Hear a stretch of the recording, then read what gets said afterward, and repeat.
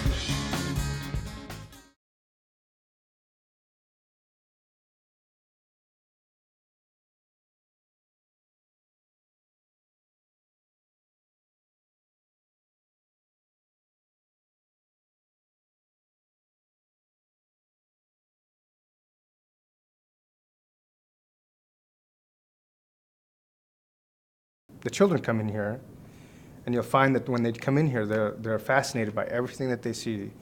It's very simple, and these are things that they can grab a hold of in terms of touching, feeling, and experiencing. And I think in a primary setting, in the children's house here, this is the first time that they get to come into a classroom and say, this is mine. I not only am I responsible for it, but I can work with it whenever I choose.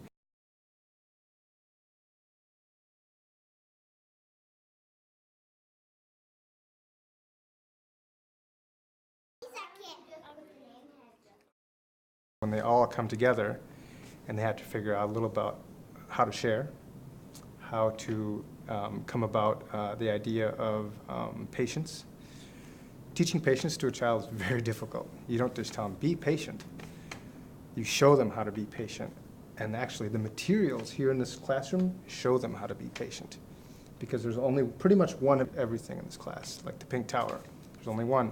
When you have it, if a child has it, only one child can work on it. If you want to do it, you just have to wait your turn, and when it's available, then you may take it off the shelf and work with it. So we don't do that. The child ingrains that into their whole self, and they say, oh, well, I have to wait.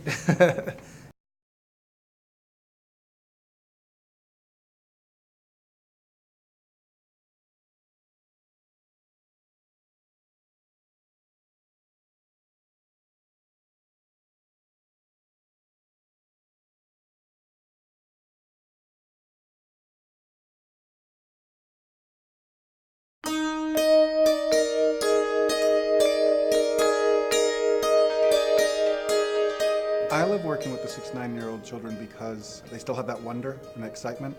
They are beginning to step out and have the ability to explore their questions on their own. but they're also still sweet and kind and really, they have that moral compass. I came to this school as a student, and I was in 3 to 6, early actually, and stayed. I did 4 years in 3 to 6 and continued on all the way until I was 14 years old. Some of the people who work here today were teachers and taught me when I was as young as 2 and 3. After high school and college, I briefly escaped to Boston and to California, but then was brought back and knew almost immediately as I came back and was an assistant at the 6-9 level that this was the right choice. This was sort of home and where I belonged. And as I came back, I realized right away, working with this age child, how exciting it was, how easy it was for me to really sit with them and teach them and listen and learn from them, and it was amazing. So I've spent 12 years teaching now since I came back, and 12 actually as a student, so that's 24 years in Montessori.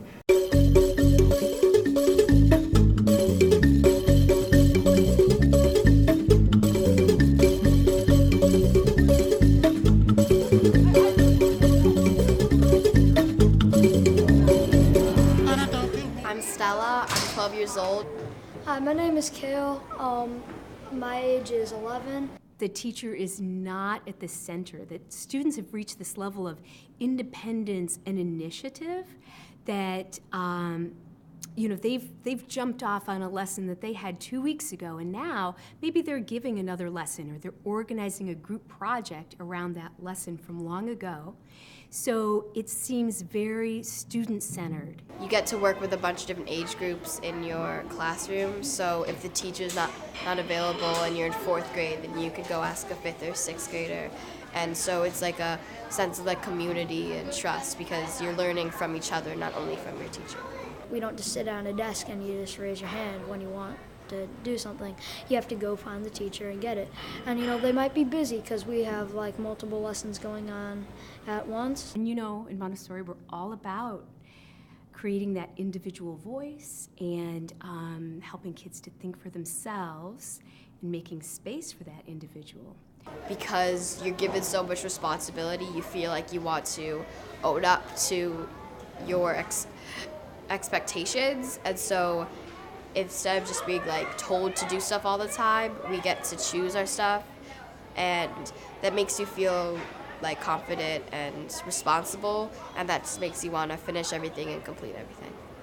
There's active learning, that children are inspired, that they're having fun, that they're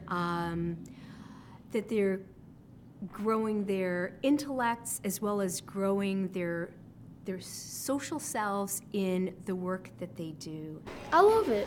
This is like the best school any kid could go to because I've been here for 10 years and I love it.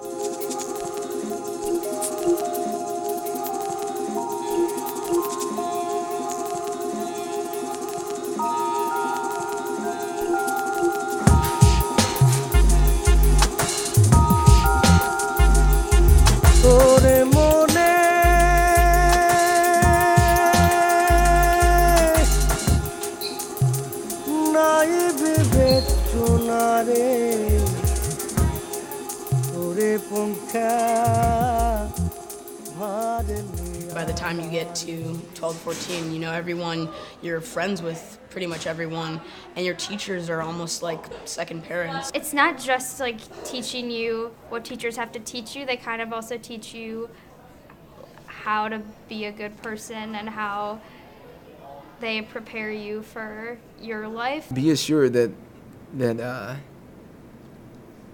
you have teachers here that care, and that your kid will benefit from this relationship here. This, it's not just an educational institution here. It's an environment here that is supportive of all people, and for your kid to be a part of that is a privilege. Really, the work I feel like I'm doing is to make sure that they walk off the stage at graduation knowing themselves and feeling good about who they are.